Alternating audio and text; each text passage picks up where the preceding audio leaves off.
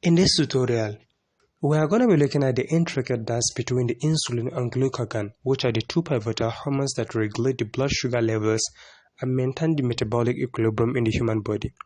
For us to have a better understanding of the role between the insulin and glucagon, we need to trace back and look at their origin and look at where they have been derived from. Notice that the insulin and glucagon, they have been originated from the pancreas, and this pancreas is a vital organ which is located behind the stomach. Insulin is produced by the beta cells in the pancreas, islet of Langerhans, while glucagon, on the other hand, by the alpha cells in the pancreas. Here we have the typical structure of the pancreas. And remember, we said the pancreas is a glandular organ which is located in the abdomen, near the stomach and the small intestine that produce enzymes and hormones which is necessary for digestion and blood sugar regulation. That means the pancreas converts food into fuel for the body cells.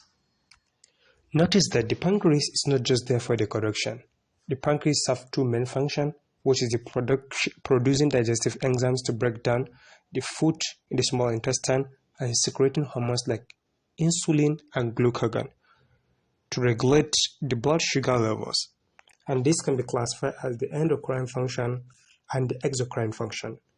In this case, we simplify it here also. We said the endocrine function helps in digestion and exocrine function that regulate blood sugar.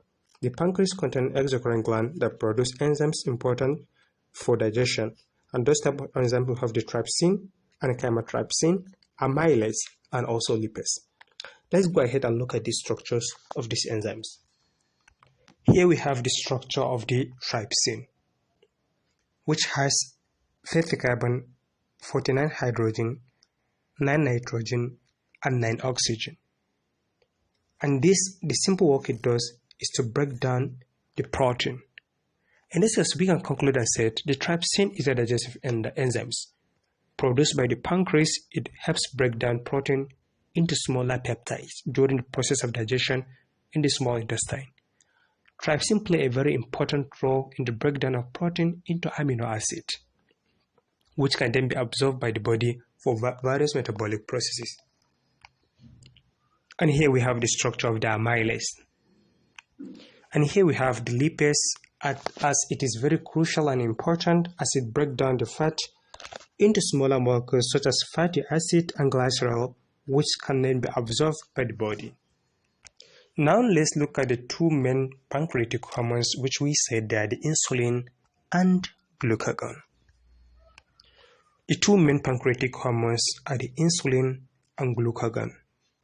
The insulin helps to regulate the blood sugar levels by facilitating the uptake of glucose into the cells, while on the other hand we have the glucagon. Glucagon raises the blood sugar levels by stimulating the livers to release stored glucose into the bloodstream. Alright, so far we have seen some important definition and explanation on the pancreas and some important function of it. Now let's look at the role of insulin and glucagon in the human body. On this diagram, if you notice up here we have this represent the small intestine and the pancreas, and this represent the insulin, this represent the glucagon, and this represent the bloodstream, and this represent the insulin receptors. Now let's look at how all of these function and work together. Alright, let's start with the first part, which we call this to be the pancreas. Notice that here, immediately after the pancreas, we have the insulin. And as we mentioned earlier, don't be confused thinking, where does this insulin come from? Actually, this insulin is being produced by the pancreas. When this insulin that is being produced by the pancreas, what it does, it goes directly into the bloodstream. Let's say here we have the pancreas. It moves directly into the bloodstream.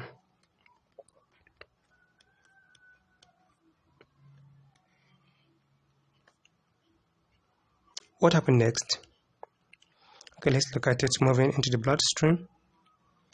In response, the reason why it's moving is just a response to elevate the blood glucose level, such as after a meal. It comes down here. So we say the pancreas produces insulin, and this insulin moves directly to the bloodstream. And this phase that happens here, or this process that happens here, we can label this part to be facilitate glucose uptake. Let's say facilitate glucose uptake. So what really happened once those insulin found themselves into the bloodstream? At this point, once this insulin are in the bloodstream, they travel throughout the body to bind to the insulin receptors. Outside here is what we call lipid bilayer. Lipid bilayer. This is a cell. So outside of the cell, if you notice, this is what we call the insulin receptors. At this point, once this insulin are in the bloodstream, they travel throughout the body to bind to these insulin receptors that is on the surface of the cell, particularly muscles, fat, and liver cells. While in the case of glucagon, what glucagon does, it simply stimulates liver cells. Let's say up here we have the liver. Let's say we have the liver here. And notice that inside this liver, we are going to have some cells.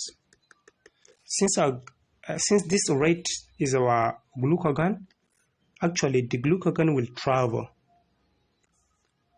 and reaches the liver. What it does to this liver, it actually stimulates the liver cells to break down glycogen. And what is glycogen? Glycogen is simply the stored form of glucose. Because the body, remember, the body cannot use glycogen direct. It needs to break down in such a way that human body can be able to use. So let's take a very quick revision before we proceed.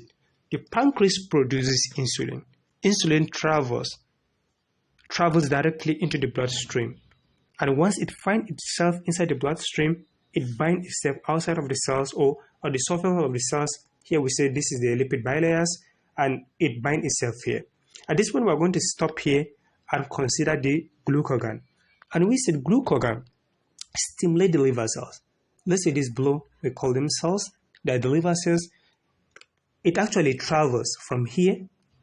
Just the way the insulin travels, it actually travels into the liver. And it stimulates the liver cells to break down the glycogen. And we said that those glycogens are stored form of energy.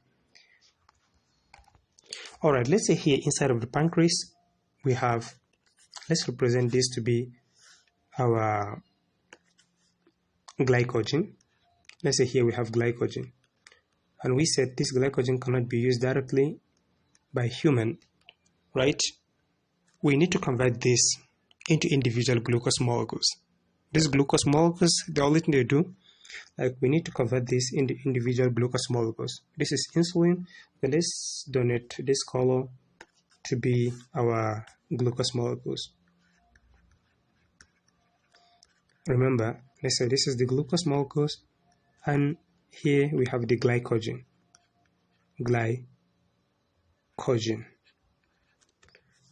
So at this point, the glycogen has been converted into glucose molecules.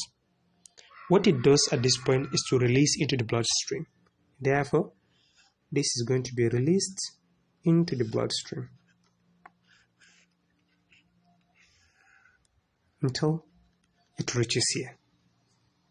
So the moment it finds itself here inside of the bloodstream, what it does, it raises the, it raises the sugar level. So in essence, you can say the glucagon indirectly promotes the conversion of glycogen into the glucose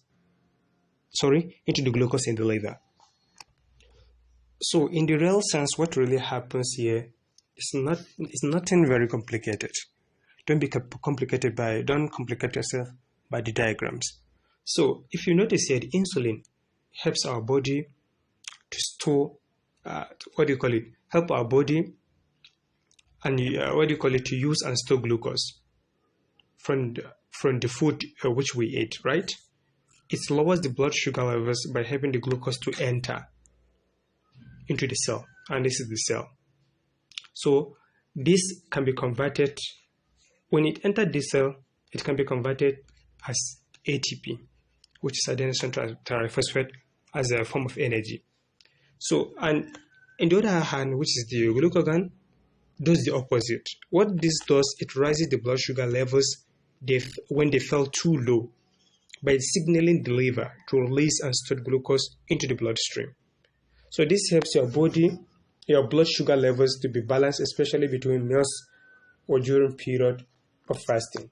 So this is what really happens at this point. Notice that here we have the pancreas, we have the insulin, glucagon.